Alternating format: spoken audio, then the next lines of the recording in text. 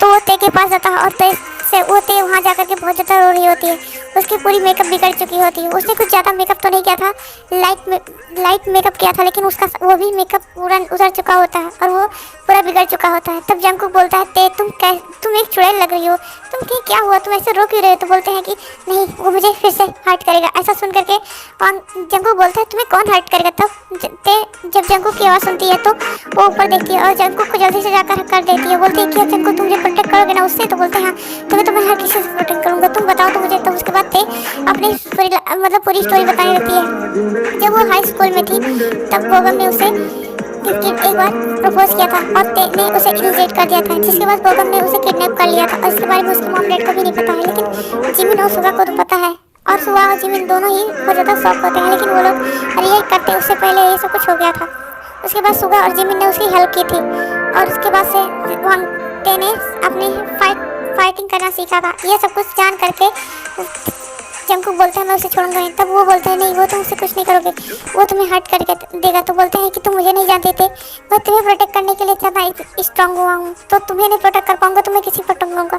ऐसा बोल करके वो ते को फिर से तैयार करता है और उसके बाद उसे लेकर के वहाँ वेडिंग हॉल में आता है। और उसके बाद ते और जंगकुक की और सुगा और जिमिन की शादी होती है। उसके बाद सुगा और जंगकुक दोनों ही वहाँ से बोगम को उठवा लेते हैं और वो वहाँ पर जिमिन और ते भी होते हैं। उसके बाद वो सब उन सबको बहुत ज़्यादा ते खुद अपने हाथों से बोगम को टॉर्चर करती है और उसके बाद टॉर्चर करती है। उसके बाद जंगकुक बोलता है तो अब तुम इसे जिंदा छोड़ना चाहती हो, इसे मारना चाहती हो? तो बोलते हैं मैं इसे मार डालना चाहती हूँ जंगकुक। तो बोलते हैं तुम इसके साथ जो करना चाहती हो तुम कर सकती हो, सब कुछ तुम्हारा हस्बैंड संभालेगा, ये तुम्हारा क्यूट साबित। तो ये सुन करके इस चेहरे पर स्माइल आ जाती है। उसके बाद वो जंगकुक से उसके हाथों में गन देता है और वहाँ ते खुद अपनी गन की सारी बुलेट बोगम के बॉडी में उतार देती है और उसके बाद वो पागलों की तरह हंसने लगती है।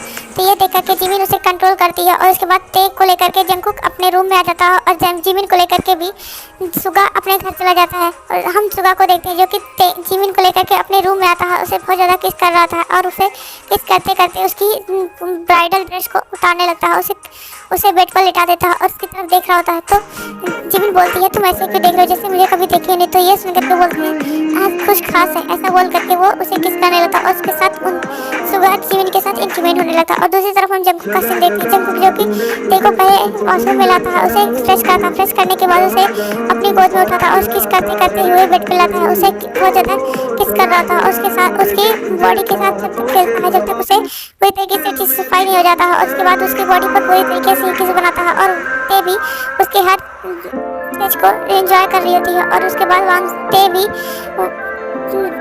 जंगकुक ते के साथ इंटीमेट हो जाता है। ऐसी उनकी पूरी रात हॉट नाइट बीतती है। उसके बाद वहाँ ते और जंगकुक एक दूसरे अपनी लाइफ में बहुत ज़्यादा खुश रहने लगे होते हैं और दूसरी तरफ जिमिन सुगा के साथ बहुत ज़्यादा खुश रहने लगी होती है। ऐसे ही उनका टाइम बीतते जाता है और ते और जंगकुक ये दोनों हनीमून पर जाते हैं और जिमिन और सुगा भी ते के साथ ही उसी डेस्टिनेशन पर हनीमून पर जाते हैं। ऐसे ही वो लोग जब हनीमून से लौटते हैं तब ते को पता चलता है कि वो प्रेग्नेंट है, लेकिन जिमिन उदास हो जाती है क्योंकि वो अभी तक प्रेग्नेंट नहीं होती।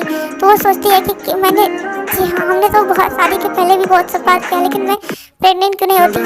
ऐसा सोच करके जिमिन हॉस्पिटल जाती है। हॉस्पिटल में डॉक्टर चेक करके बताते हैं कि आपको कोई प्रॉब्लम नहीं है, बस आप कुछ ऐसी मेडिसिन ली है जिसकी वजह से आपकी बॉडी अभी तक बेबी कंसीव नहीं कर पा रही है। ये सुनकर के जिमिन सोचने लगती है।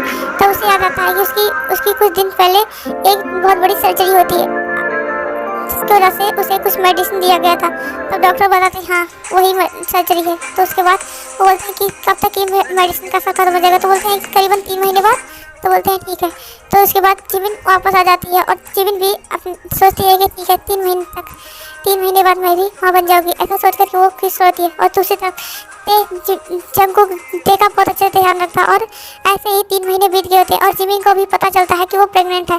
तो वो बहुत ज़्यादा खुशी होती है और वो तो कुछ ज़्यादा ही खुश होती है क्योंकि उसे लगा था कि वो कभी माँ नहीं बन सकती, इसलिए वो इतना ज़्यादा खुश होती है कि वो अपना छोटे से छोटे टाइम तक ख्याल रखती है। और सुबह क्योंकि जिमिन को खुश देख करके वो भी खुश होता है क्योंकि इन 3 महीनों में इतने दिनों में सुबह ने देखा था जिमिन किस तरह बेबी के लिए परेशान हुई थी, इसलिए वो चाहता है कि जिमिन इस बेबी से कितना ज़्यादा प्यार करती है। पूरे तरीके से जिमिन तो अपनी बेबी के लिए ऑब्सेस हो चुकी थी। अगर उसे जिमिन को थोड़ा सा कोई हर्ट कर देता था तो उसकी जान लेने के लिए तैयार हो जाती थी।